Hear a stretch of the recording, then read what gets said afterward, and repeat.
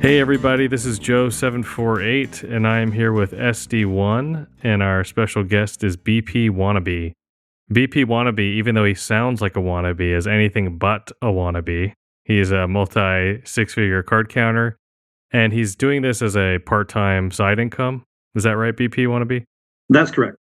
Part-time, he's been at it like part-time for about a little over a year now, and he's going to share a bunch of insights with us. And we are actually going to break this podcast into kind of two parts because when I was talking with BPWannaBe the other day, he told me that he has a very interesting job that I think also that we can get into a little bit that would interest a lot of the listeners here. So BP, can you give us kind of a quick background on how card counting found you? Yeah, about 12 to 13 years ago, I had quit a job in finance to play poker full-time. And so I was playing poker full-time for a couple of years. There was an older fellow in the game who, when you sit at the poker table for hours on end, it gets pretty boring. So, you joke around with each other, tease each other, share stories and whatnot. So, this older white guy had just gotten backed off from Blackjack at this casino that we were all playing poker at. And so then why, how, what happened? And according to the guy, he wasn't counting cards or anything, but he would just sit and wait and look for a bunch of low cards to come out. And then he would go from, min betting $5 a hand to once a bunch of low cards came out, he would max bet at the time, I think it was $500. And so, it was pretty non-discreet. And even though he wasn't counting, the casino backed him off. So then I thought, well, if this guy's doing it and if the casino's backing him off, the game must be beatable or they must be concerned in some fashion. So I took a look at, as I recall, I just maybe Googled for some blackjack card counting books. And I did what you shouldn't do. I judged a book by its cover, picked Blackjack for Blood effectively just based on the cover. It turned out to be a pretty good book, actually, which was, I guess, lucky based on all the books that are, on the market. And tried to learn that counting system and enjoyed some of the pen name Bryce Carlson's stories from his gambling adventures and whatnot. As it turns out, that guy that got backed off, he was doing a 6-deck game. They had a really good single deck game at that casino where I was already, playing poker for a living. So I took a crack at counting and beating this pretty good single deck game. Did not go well. I got beaten. I lost maybe $3,000 to $5,000. And at the time, I didn't have a large bankroll. So it was a pretty, it was a substantial amount of my poker bankroll. And I just gave up. I quit. When the count got high and I had my big bets out there, I got tired of being the one dealt the 14, 15, and 16s and kind of being in no man's land between, hitting is not great, standing is not great, even if that's the deviation, and always facing a dealer up card of 10 or ace, that sort of thing. And at the time, I didn't know that maybe there didn't exist at that time, or maybe I just didn't know how to find them, tools or resources to tell me how volatile the game could be and what downswings you might expect betting at a certain level. So I quit to go back to just doing what I knew, which is playing poker. And then many years later, I got into the slot machine industry, working for a slot manufacturer. And we interviewed a fellow, and this is 2 years ago now. We interviewed this fellow, and his job at the time was counting cards. And so it kind of rekindled a fire in me to investigate card counting again. After talking with the guy in the interview, I was 100% convinced, if this guy can do it, I can do it. Maybe I still had a little bit of pent up frustration from, years ago, things not going, my way and wanting to prove that I could do it, that it could be done. And so I bought the same book again, Blackjack for Blood. I had to relearn a lot of basic strategy. Some stuff stuck with me, like, almost always or always, depending on the game, doubling on 11, things like that were pretty intuitive for me. But a lot of other strategy stuff, I had to, relearn basic strategy, relearn the counting system. I vaguely recalled what it was, but not exactly. Lots of practicing, lots of dealing to myself, a couple of months of pretty heavy, every day, several hours a day, practicing, and then started going to casinos again. That's how I got back into it. Nice. So then I'm looking, you shared a post on the forum about your first year results, and I'm looking at the chart right now. And basically this new resurgence, the second time around, I'm looking at it. And it's like, okay, things are going like it's supposed to. Not crazy wins yet, but it's an upward track. And then all of a sudden, it just takes a complete nosedive into what looks like almost minus 75K or something insane. What do you think was going on during that time? Was it just variance, or were you over betting, or what do you think was happening? I think it was, a little bit of a perfect storm. One, I was still working on my skills. I don't think I was making mistakes, or at least not large mistakes, but I did not know many deviations. I think that is an issue. This goes back to before I had seen discussions of, since then, there's been a lot of discussions. If you're playing heads up with a dealer, should you play one hand or two? I was always playing two hands heads up. That's just what I was, doing. So I think that was part of it. I think I made the ride a little bit more volatile than it had to be. I think I was on the wrong end of variance, and coming from like a poker playing background, and to some extent, everybody sees it in casinos, I think, whether you're an AP or not. If you go to a casino and somebody won, not that this was the case for me, I guess, but if somebody doesn't have the edge and they run bad, the combination of those things loses the money so quickly. For me, I felt like I did have the edge. However, things were definitely not going my way. Again, similar experiences to the single deck experience from many years before, where, when the count got super high and my biggest bets were out there, I was not getting good starting hands. I was not the one getting blackjacks. I was not the one starting with, certainly not two face cards. I would start with one face card. The first card off the deck would be a 6, and you would just be like, oh no, I know the next one's going to be a 10. And, I know I'm going to have 16, and I'm not playing a surrender game, so, splits were not working, double downs were not working, and everything was sort of going against me. Like every component of the game, every option of the game seemed to be going against me. I was losing everywhere. My job takes me traveling from place to place. A few places have a bunch of casinos in town. I have a couple of places that are not so far from where I live. If I had been playing at one place or maybe two places, I would have been sure that I was being cheated, because everything was going wrong. It was going wrong with such frequency that I could not comprehend that that this was possible. But one of the ways that I convinced myself I wasn't being cheated was that, if I was, every single one of these places had to be doing it, and it was 10, 15, maybe 20 different casinos. So that seemed extremely unlikely. And I kept practicing because I was like, man, what is going on? Do I have holes in my game? What's happening? And one day I was practicing at home, and I would get to the end of the deck dealing myself two hands, and I kept being off in the count by two. And I was like, oh my gosh, what is going on? I would deal another shoe, another two deck shoe. I'm still off by two at the end. I would deal another two deck shoe. I kept being off by two. And I was like, holy cow. And so now I'm thinking, okay, now my game is horrible. I'm making mistakes. I did think in the back of my head, if I'm off by two all the time, it seems like, well, as long as I'm wonging out at some point, I should still be profitable. I shouldn't be losing this amount of money. But, I thought maybe I have some holes. And then I looked on the floor and I saw, I don't know what it was. I saw like a 5 of diamonds or something. And in that count system, that's worth 2. And that was the reason why I was off, was because this card had fallen out of my, 2-deck shoe, and I hadn't seen it. So at that point, I just made a commitment that whatever was going to happen, like I was going to see this thing through. And unfortunately for me, I guess things started to turn around pretty soon after that. Just a side note for everybody. Being off by 2 on a double deck, if you are actually off by 2, is catastrophic. Fair enough. So it looks like you're out of the woods. You're climbing out of your 75K hole. So now we're at even. And I see I'm following along on the chart here. And now you're a little bit above 50,000. This is around hour 110. And then all of a sudden, it looks like you're almost back down to 0. It's like, what was going on in your mind right now? Like, did you think that you were still doing everything right and you just got to push through it? Or were you just ready to give up a second time?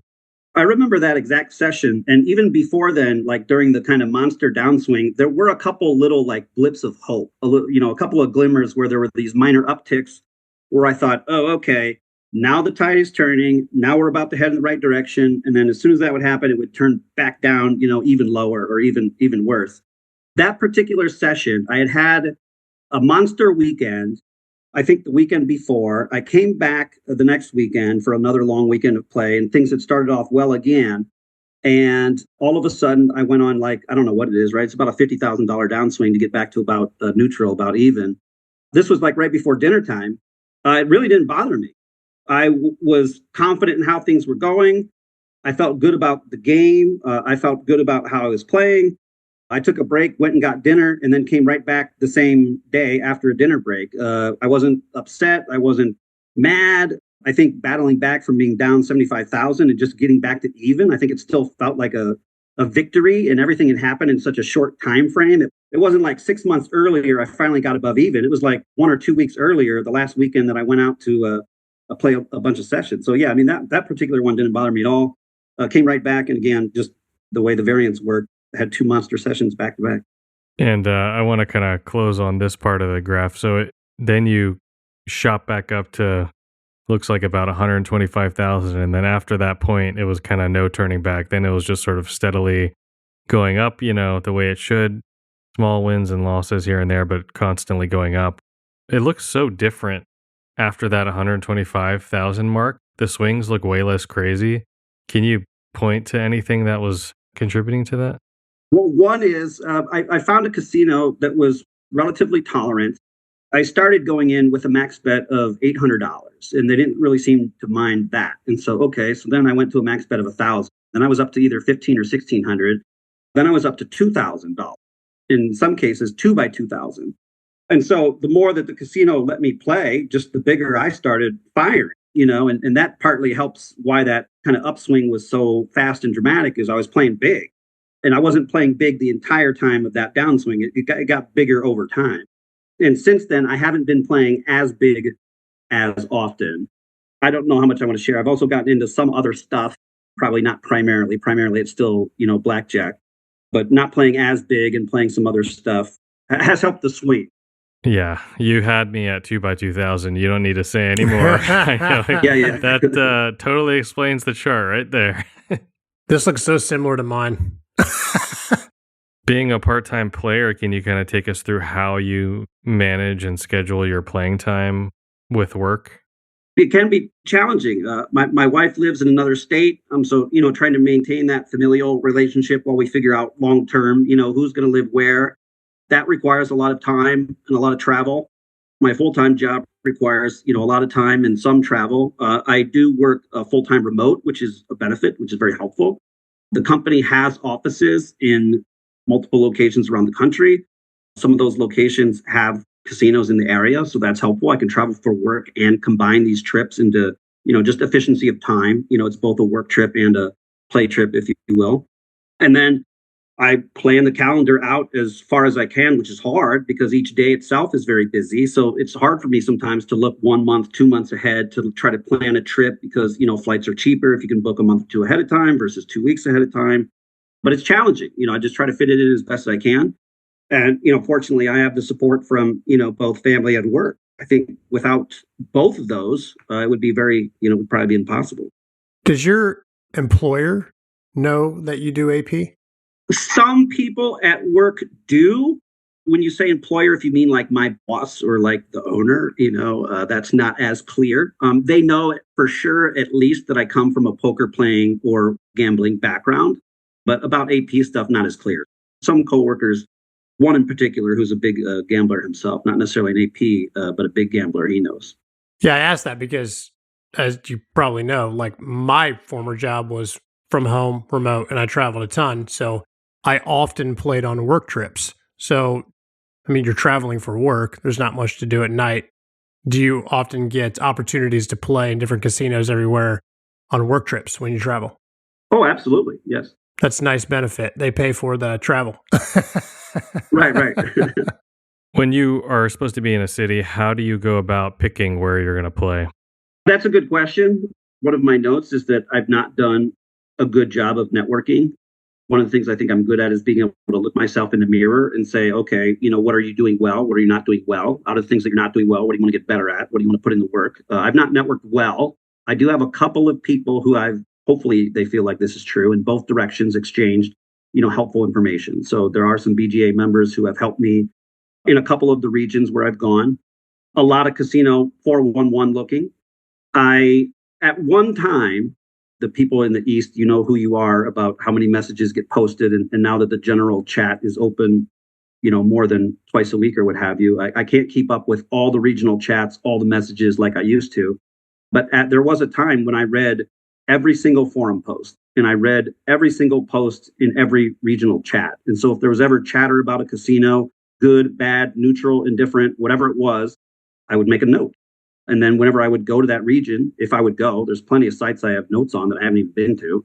But whenever I go to a region, I was always consult these. And I also consult my own notes from my own playing experiences. And, what do I want to try? What do I not want to try? What games look good from 411? How recent or how old are the posts there about what's going on, what the conditions are like, and whatever I found in those in the regional chat. Did you ever go on a work trip, have work responsibilities the next morning, and get the opportunity to play well into the night before? Yes, I'm not sure how late, but definitely. And the last, it wasn't a work trip, I guess. It was more of a family trip. My wife and I took a vacation, and I got my first trespassing in a while. The last night, my wife and I were staying in town. So my wife continued to sleep in the hotel room for a couple of hours. I went out in the rental car and ran some errands, refilled the tank with gas, perused the internet for another hour and a half or whatever, went back and picked her up. But yeah, I've definitely counted late into the night on work trips, probably not as late as that particular night. But yeah, that happens for sure. How did those meetings go the next day? I'm pretty good on, like, for example, I don't drink coffee. I don't know what it is about my body clock or internally, whatever's going on. I have enough energy generally. If I do that multiple nights in a row, then I'm struggling. But like one day is no problem. If I get 2 hours of sleep one day and can come back the next night and get a regular night's rest, that's fine. Multiple days in a row, that's a problem. Joe, how do you feel about BPWannaBe not being a coffee drinker?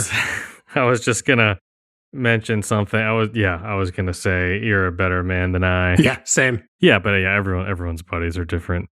When you're playing, are you more of an aggressive player because you're only there such a short time? How do you go about your style of play?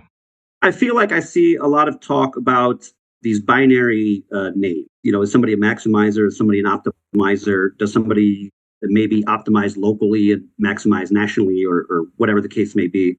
I feel like I don't fit into one of those categories specifically. Like if I go to a place, if it's some place I've been to before, especially multiple times, I usually have a pretty good idea of what I want to do. If it's a new place, I don't go in with exactly one game plan. Here's exactly what I'm going to do. I may try to see what I think I can get away with and in which games. The casino that I had those really big swings at, you know, like I mentioned, you know, it was kind of the same way. At one point, I had never been there before. And so, you know, I just kind of poked and prodded. And the more that they let me get away with, the more I tried to get away with, so to speak. I wouldn't say that I go into places and play super aggressively, but I'm also going into places with the mindset that I have a full-time job and I need to play a game that's worth a certain amount of money for me to effectively be working overtime. You know, that's what I'm doing. So I'm not going into a game not trying to make, you know, I'm not sure what the lowest I would do is, but, you know, probably at least $300 or $400 an hour. Otherwise, that would be fine for full-time living, but to be working effectively overtime, it needs to be a pretty steep wage. Yeah, I agree with you there. I think of it the same way. If I'm going to be, especially in a depressing casino, it better be worth my time. When you're playing at the casino for card counting, what is it about card counting that you really love or enjoy in contrast to your other day job? I like the strategy aspect. I like trying to battle. I like trying to compete. I think to some extent, I like that it feels like a fair fight. If it didn't feel like a fair fight, if it wasn't hard a little bit, you know, there is a challenge involved. If it was easy and I just showed up at the casino and made $500 or $1,000 every night, that would be nice to have the extra money. And I'd probably do it so that I did have the extra money, but like it wouldn't be as fun. It wouldn't be as rewarding. It wouldn't be as good of an experience. So I think I like the challenge. I like the battle. I like that it's not easy. To some extent, I think the harder that it is, I think the better for the people who are willing to put in more work. The fact that there is a barrier to entry, that it is not easy, that it does require a bankroll of some kind. I think the more barriers, the better for the people who really put in like the time and energy. I want to take a step back to the beginning because you said you played poker, what was for 12 years, something like that? It was about 12 years ago. I played full time for about 2.5 years or so. Okay. So positive EV player? Yes. How long ago was that roughly? It's somewhere between 2010 and 2014. So positive EV player, would you have considered yourself a gambler though, or do you consider yourself to have gambling tendencies? It gets weird because I think I'm one of the few people, it seems like, who wants to define a gamble as any type of risk, whether positive, neutral, or negative EV. And I think for better or worse, gambler or gambling has a negative connotation that if you gamble almost by definition, you have the worst of it. So in that sense, I guess it depends on how you want to classify it. I would classify myself as a gambler. I file taxes as a professional gambler. I used to file taxes as a professional poker player, which is also classified as, gambling. So yes, I would say that. Do I have gambling tendencies as in like problem gambling, I would say no. It gets to be a gray area, right? So one of the gray areas of playing blackjack is, do you do any cover or not? And how do you weigh in that cost? I typically choose no cover other than not splitting tens. I primarily don't. When I played poker, maybe an analogy would be, so here's a tangent, I guess, is I don't like the term ploppy. I feel like it has a little bit of a negative connotation. I would call them recreational players, be that as it may. When I played poker, recreational players were called fish a lot, and that had a negative connotation. So we would call them recreational players, or, a few years ago, I think the term VIP got coined to where, like, who's the VIP of the game, things like that. So, like, if you're trying to handle or network or form a relationship with a VIP, you do not necessarily always want to take the most positive EV line against that player, because if so, there are other games they can go play in. So in that sense, yes, there was some gambling done that I would not do against another strong player, let's say, but I'm happy to do with a recreational player who I might have slightly the worst of it or not as optimal of a line in a given play, in a given, hand.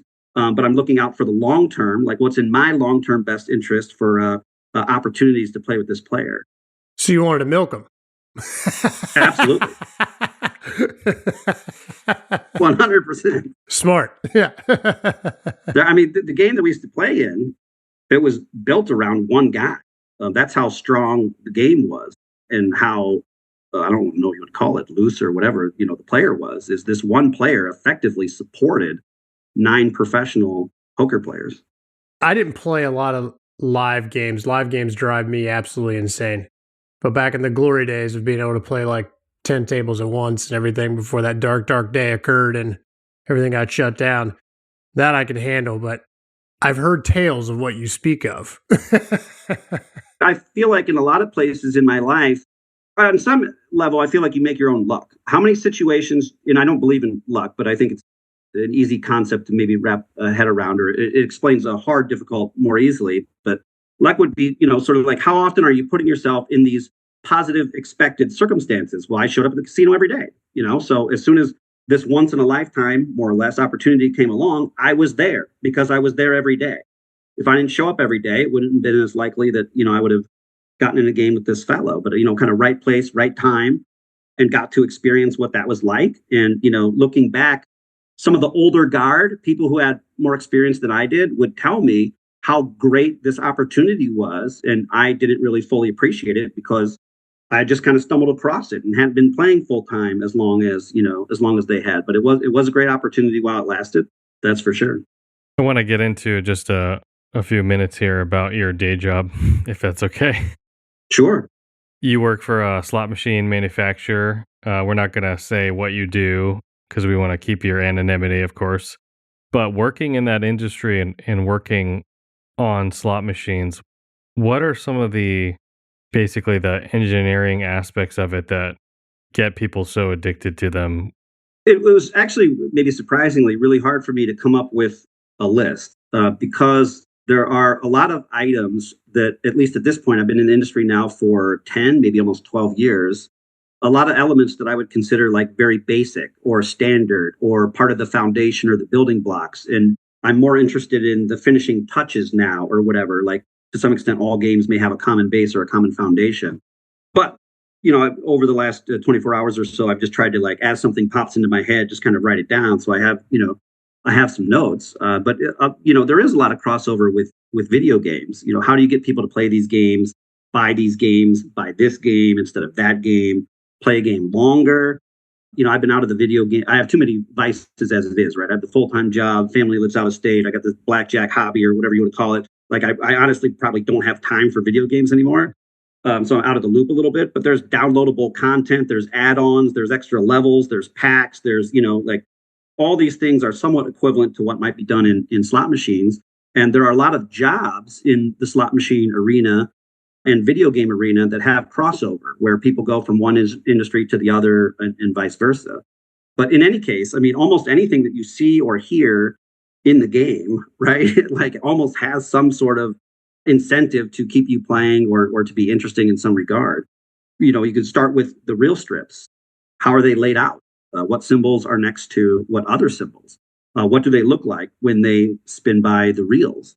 Do they have animating trails behind them to let you know that something might be more important than something else? Do they make sounds when certain symbols land? They're weighted in such a way that what you see spinning by might not necessarily equate to what actually lands on screen. So then you have this like visual sense of the reel strips maybe being better or more likely to win than they actually are. And this weighting is true not only on mechanical reel strips, which would be like the traditional 3-reel mechanical games, the one-arm bandits or what have you, but also on the virtual reel strips, which would be the video games. Maybe there are 5 reels instead of 3 often. To use one mechanic, a wheel, which was popularized in Wheel of Fortune, or even if you just watch the game show, you see that the people spin a wheel. What wedges are next to what other wedges? They're usually staggered in some way, alternating in lower and higher value pays. They might be colored differently to let you know which ones are better or not than another. How the pointer interacts with especially in a video game, maybe that doesn't have a mechanical reel like some of the Wheel of Fortune games do, but where there's an actual wheel on screen, how does the pointer interact with the boundaries of those wedges? How does the wheel slow down? What do you see? Does it slow down in a non-predictable manner where maybe in one spin it takes 3 wedges to completely slow down and stop, and another one it takes 5 wedges or 6 wedges to slow down and stop?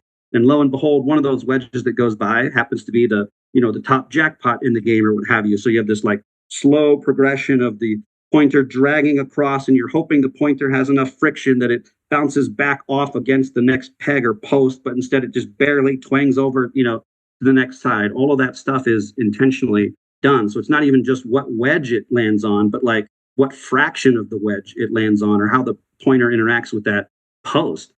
The reel strips have, I think, what's called a bouncing effect. So it's not like those symbols just fall down in place and land. They bounce almost like a basketball or whatever, where they go just a little bit too far and then pop back up so they can kind of partially reveal the next symbol, so that you see maybe a bonus symbol that would have completed a bonus triggering event, or you see the high symbol, whatever the theme symbol in the game is that pays the most. You see that was one off the screen in a position where like seeing it is powerful, although it's not even involved in a pay because it's off screen.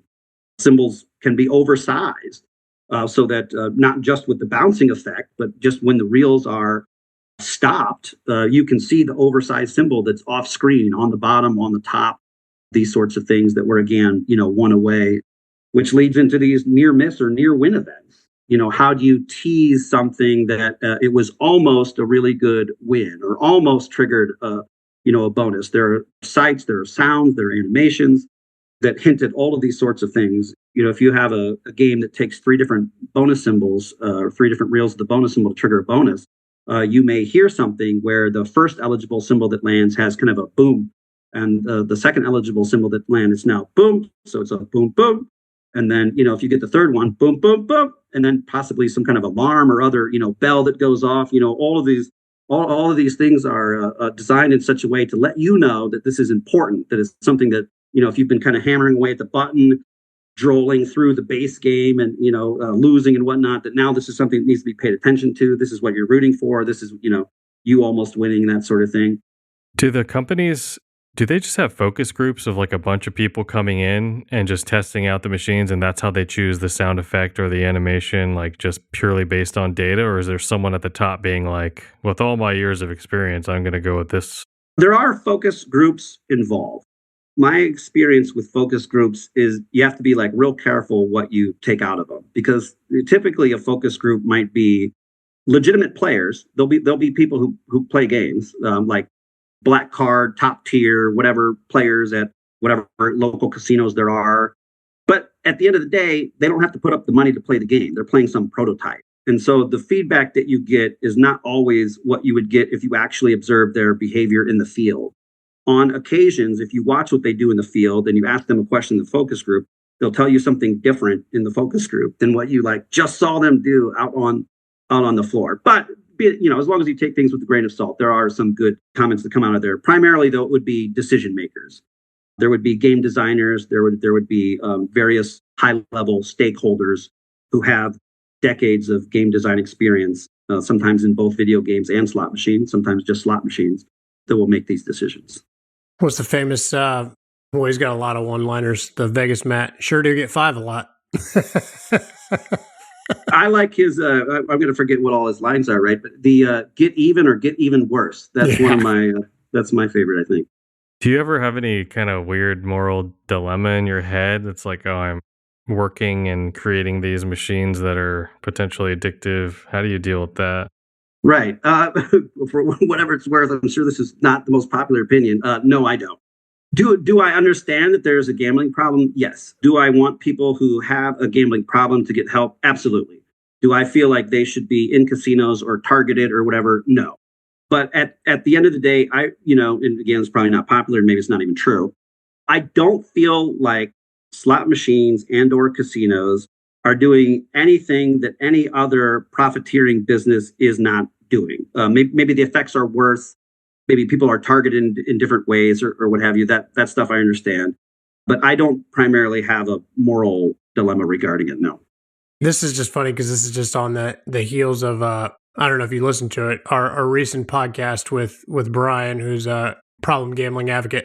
And then we also, Joe and I, which this is going to be released later, we actually just talked to a doctor that heads up this department at a pretty big university. So like this is kind of top of mind for us. Do you think though that there could be more transparency with, I'm not going to have you speak on casinos. I'm sure you see all the shitty stuff that casinos do to milk players, which is awful, but specifically the slot machines. So one example I'm going to give to kind of get your mind going is, why isn't it revealed what the RTP is to the players? How are they allowed to just hide that and mix it up? That might be one example. Yeah, so that's a good question and something that I would rather see revealed. Now, I got to be careful here. The casino where I used to play poker at was a publicly owned casino. Maybe most are not, I guess. That's probably very rare. But it was a publicly owned casino, and perhaps because of that reason. They would have a sign when you walked in that said, and they wouldn't tell you, I guess, on a game-by-game basis, but they would say, here's the overall average return of the game. Now, I don't know how they computed that return. You could do it a couple different ways. You could just average it out by machine. You could say, okay, we have 1,000 machines on the floor or whatever, and here's what the average return is. 2, you could report the average theoretical.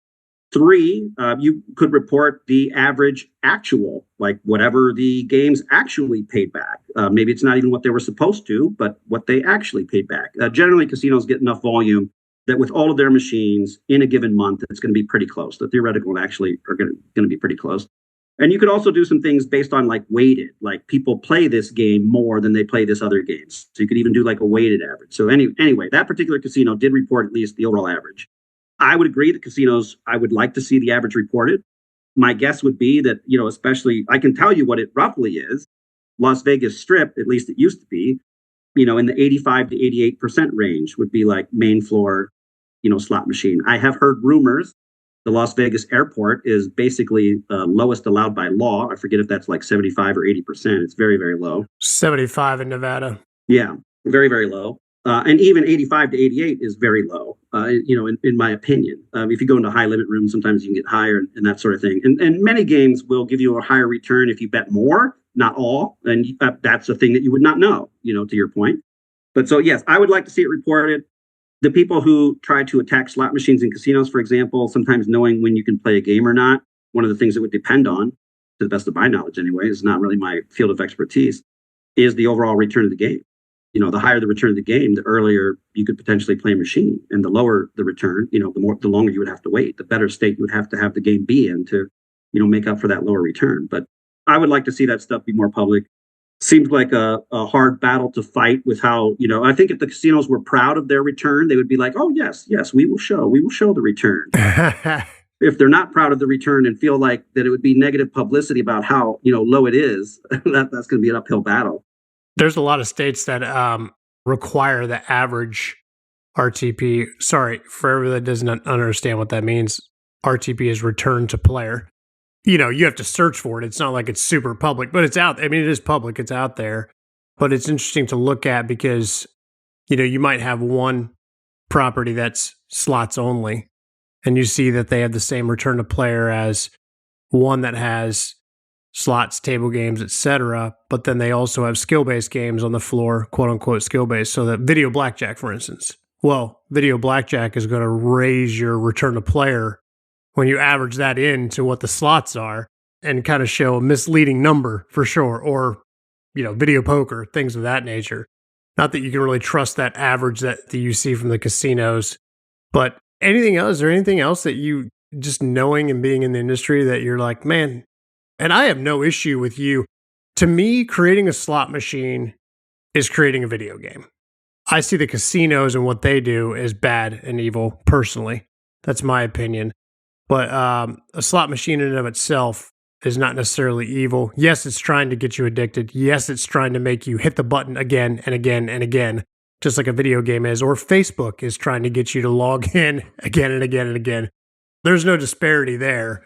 But I mean, is there anything like that you know of that you'd be like, man, it really would be good for humanity? Great, we have slot machines, but maybe we could do this better when being more open about them. I guess I would like to see higher returns, especially at higher bets. I understand that if you go to a blackjack table and you have a 0.5% game, well, a lot of places, not all, but a lot of places have a minimum bet of, let's say, $25, or in some cases $50, or whatever it might be. So a 0.5% on 25 or 50. Well, to make the same amount of money, a casino or whatever may have to hold more money out of a 25-cent or 50-cent slot bet. That I don't have a problem with. Somebody wants to hold 10% out of a 50-cent bet. I don't have a big problem with that. Somebody wants to hold 10% or 12% out of like a $5 bet out of somebody who's just going to be hammering away at the spin button. That I start to have a little bit of a problem with. So I wouldn't mind seeing some perhaps minimum RTPs by bet level. Again, this is some utopian vision. This is not something that's very likely, to happen. That would be nice. I'm trying to think if there's something else I might like to see. We talked about this near miss stuff a little bit. There are some components of games where near miss is regulated by jurisdiction. Nevada is a little bit different than New Jersey, is a little bit different than Arizona and some of the other places. Generally, they're very similar, but there are some subtle differences. There are rules in some cases, not all, but there are rules in some cases about how often you can have a near miss event versus the actual win that the near miss kind of represents. So imagine maybe a wheel game like a Wheel of Fortune or something where there's some top jackpot wedge. How often you land on a wedge next to that top jackpot is regulated. It can only happen, so often compared to how often you actually land on the wedge, in the long run. There have been games that I've worked on where I have gone to the higher ups with my game and how I thought it played the best. And I had not maximized that near miss potential. When they saw that, I was instructed to go back and maximize it. So I felt like gameplay wise, it was actually the most fun if it wasn't teased what I thought was too much. But too much is subjective. So I might like to see a little bit more work done with some of the near miss stuff and not overdoing it. I do think it makes the games better. I do think it needs to be there. There is a natural ratio where for a certain event to happen, let's say it's 3 bonus symbols landing on screen. For 3 to land, you have to first have 1 and then 2 and then 3. So there is some natural near miss frequency or ratio. So I like to enhance that a little bit, but keep an eye on not overdoing it. Again, some kind of subjective measure. So dialing that in a little bit. The regulations are a little loose, I would say, on some of those, on the near misses that are regulated. Kind of funny. You're helping to sell slot machines to the casino, and then you're taking their money at the tables at the same time. I love it. I love it. That's kind of awesome. There are some casinos that have frustrated me in my various, I've worked for a couple different slot machine companies, and my role has been a little bit different at each one. And there are a couple of casinos that are on kind of my shit list of, they gave me a hard time at one of my jobs, and I cannot wait to go to that casino and try to beat them up as much as possible. I've, just from the areas of the country that I travel to and where we used to do business, I've only been to 1 or 2 of those there, but I do have a list. I would give a region, but it might be too specific. There is a region that I want to go to where there are several of these former, customers. Have you had any troubles at the tables yourself now? Just from dealers or pit staff who don't like you or security? I've not had what I would call a really nasty back off or trespassing. Certainly, there have been some situations that have been frustrating. I have been in places that are known for not great or rude or mean or nasty trespasses. I felt like mine was okay, neutral. not maybe good, but not terrible. My experiences that have been bad have been frustrating, not because of the actions or behavior necessarily of the casino, but just because of, like, I thought, I don't know how to describe it, right? Because I know I'm on borrowed time. I'm always going to get backed off. I'm always going to get trespassed if I play long enough. But I had felt like I was doing something where I should not have been backed off or trespassed. And then to get that, it's almost frustrated with myself, like, oh, why wasn't I going harder or doing whatever I really wanted to do, because I was going to get backed off or trespassed anyway? Like, I might as well have, gone down firing instead of kind of like going down with a little bit of a whimper. That's happened. That's been frustrating. So I've tried a lot of different stuff, right? I've read a lot of different stuff on the forums. I've listened to a lot of podcasts. So I have a lot of like ammunition things that I've tried, little bullets I've fired. Does it work? Does it not work? Does it work for me? Does it not work for me? One of the things that I thought was, at this one casino that has a $500 max bet, I'm going to show up. I'm going to bet $400 on the first hand. And then anytime in the future that I need to bet $500 max bet, it won't be a big deal because they already saw me bet $400 right off the top of the shoe. Why would they care if I bet 500? Well, as soon as I bet $400, this is not a place that probably gets a lot of high-end action. The guy immediately went to the phone. The guy immediately goes to the phone. So here I thought I had this like brilliant plan to be able to fire away this casino. And first hand with a negative 0.5% or whatever expectation, the guy goes to the phone. So I ended up getting trespassed from that place. I kept playing anyway. And I got trespassed. How long did that take right after the phone call? I wish I would have made a note. It was probably an hour to an hour and a half. It wasn't long, but it wasn't short. It wasn't like a 15-minute, thing, but it wasn't all night either. Yeah, it could have just been a place where they call for any kind of black action. Yeah, they're just scared of action, or it's the whole who hurt you thing. Maybe they have really been crushed too. I could maybe share a story. It's been long enough.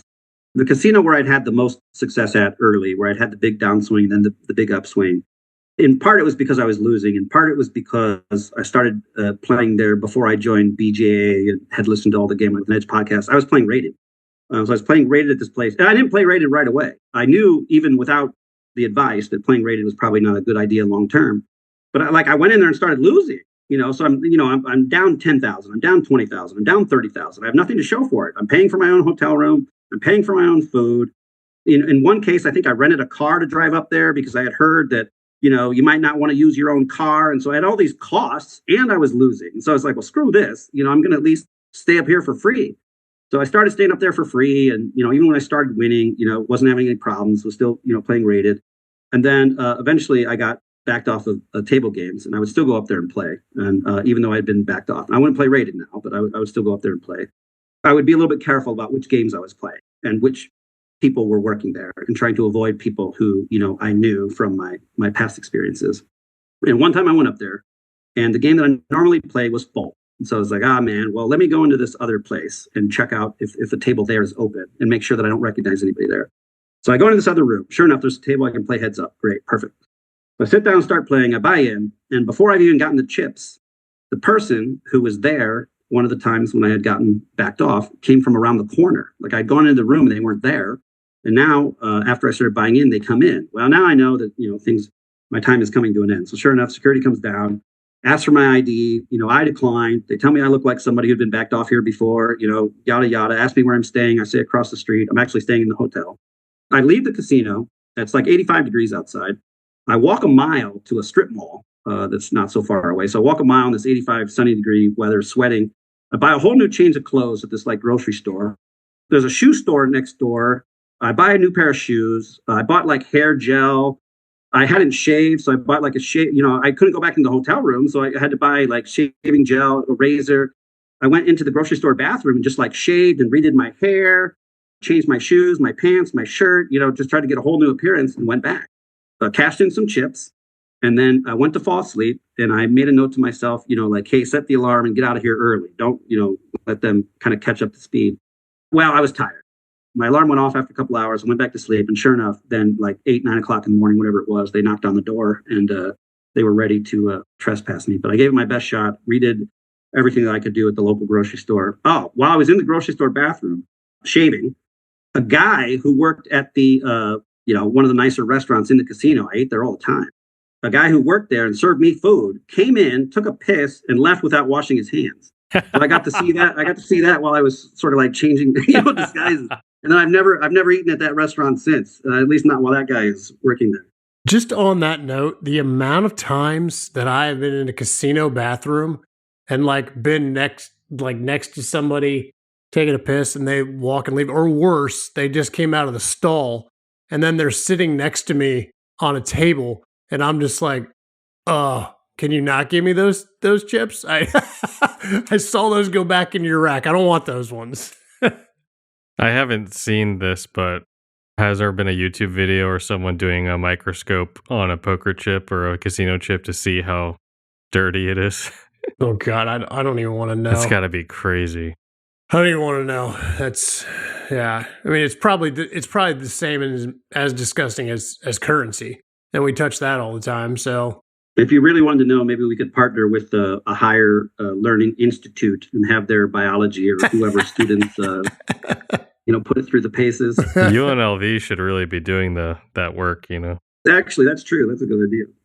Have you had any other like weird encounters in casinos? Being in casinos so much? I feel like I see standard stuff that's similar to stories that other people post. I saw a guy who was firing away, gambling big, throw up on the floor, and then still be allowed to play and order drinks. Well, he emptied himself. He needs another one.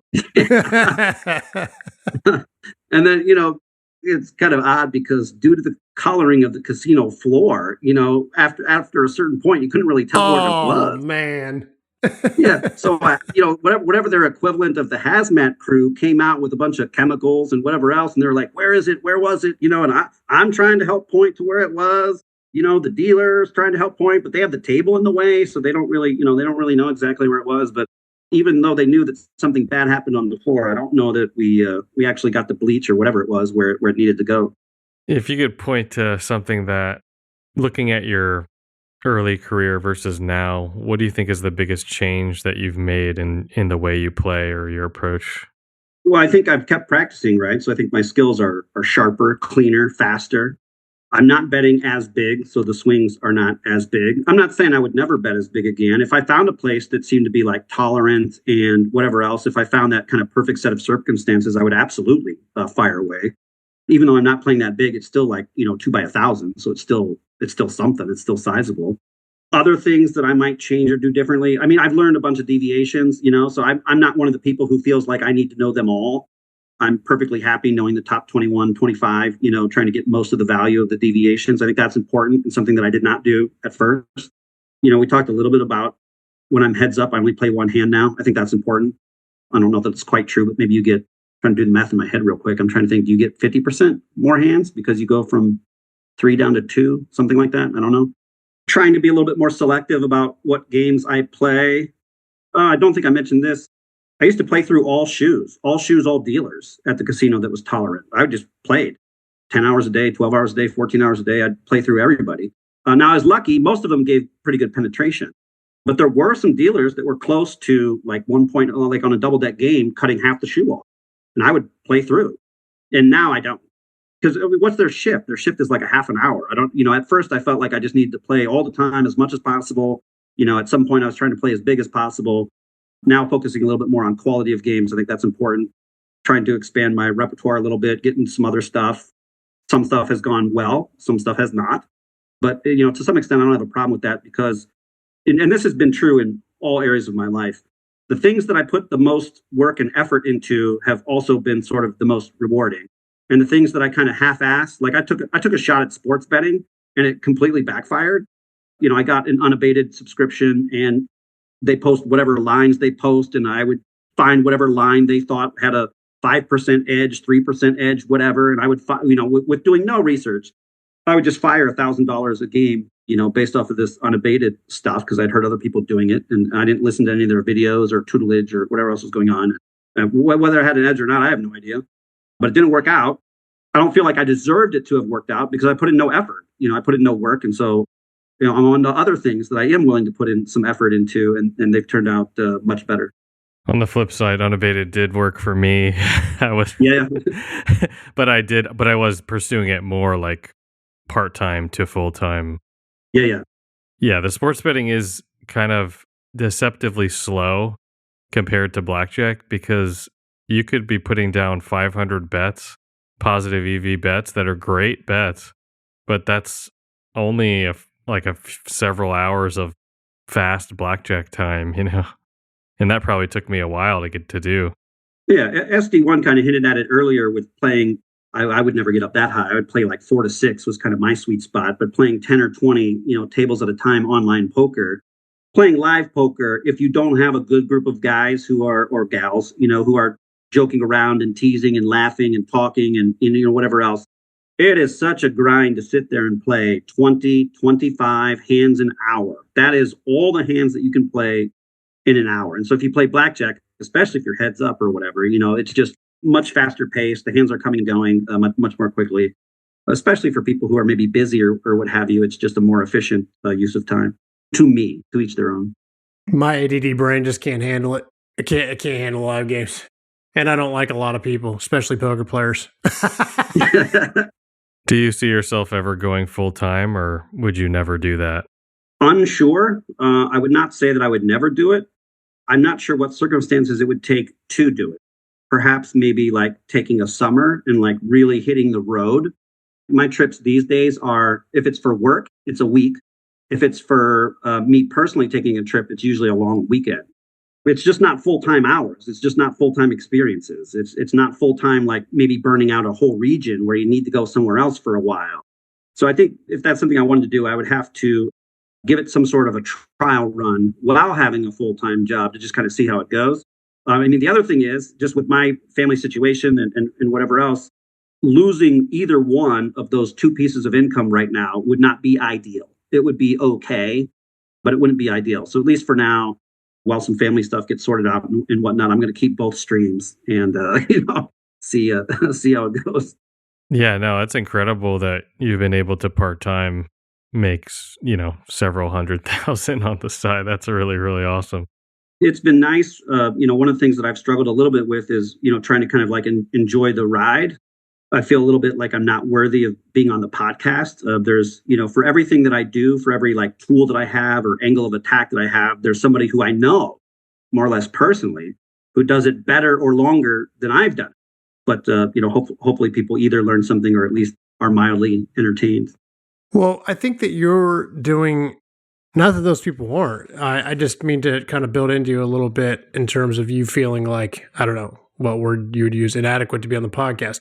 You mastered a skill and you're hitting the nail. And that's the hardest thing about card counting, period, is hitting the nail and showing up and grinding it out, trusting the math, keeping your skill sharp. So that alone, and for you to turn in multiple 6 figures is impressive, period. So kudos to you. Thank you. I think that's fair. And there's some truth there for sure. Is there any advice you would give to someone who's starting out their card counting journey? I would say always be learning. Even now, after having some degree of success, I still feel like there's a tremendous amount for me to learn and get better at. There are things that I don't know that I would like to know. There are things that I'm okay at that I would like to be great at, or good at that I would like to be great at. The great things need to be maintained. Always be learning, always be practicing. I do feel like the more work and effort that people put into something, the more that they're going to get out of it. I don't believe that there is, I don't want to call it a free ride, but I don't think there's like an easy answer or a get rich quick or whatever it might be. It's out there if you want to take it, but it comes with work and it comes with some degree of risk and it comes with, some degree of headaches you're going to have to deal with and these sorts of things. Very well said. Thank you so much, BPWannaBe, for being on the podcast. We're going to change your username from BPWannaBe to BP something. BP awesome. Yeah. Thanks for having me. I appreciate it, guys. And speaking of learning, we do have a few spots open for our June 7th through 8th boot camp. June is coming up really, really fast. So if you wanted to hop onto that, you can go to blackjackapprenticeship.com/bootcamp. You can sign up for a free phone consultation about the bootcamp to see if it's a good fit for you, and hope to see you in June. Otherwise, you can go to the Blackjack Apprenticeship YouTube channel to learn about card counting for free, or go to blackjackapprenticeship.com.